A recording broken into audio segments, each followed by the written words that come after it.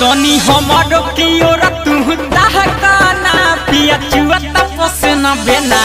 कहना तनी हमरो की ओर तू दहकाना पिया चुआ तपसना बेना कहना नलसा रिकॉर्डिंग स्टूडियो गोपालगंज। पिया चुआ तपसना बेना कहना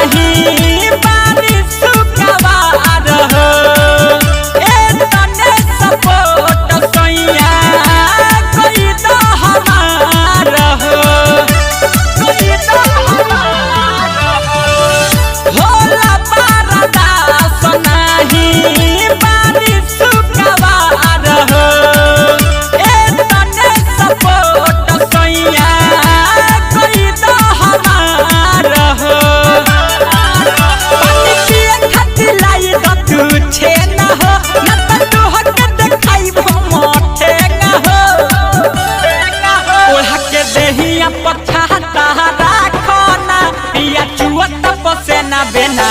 कहना तनी हमरो ओर तू ताकना पिया चुआ तपसेना बेना कहना। अरे भीतर ले चुबल बाबू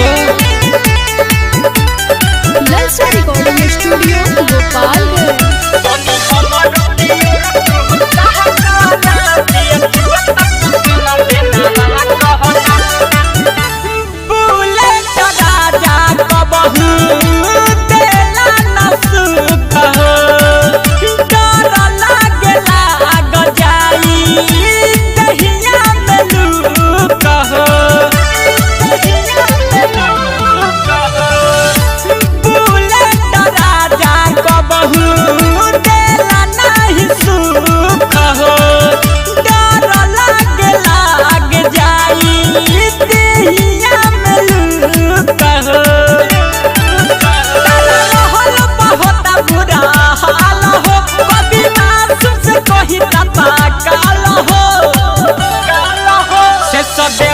तू गेहूं तले काटना पिया चुआ तपसेना बेना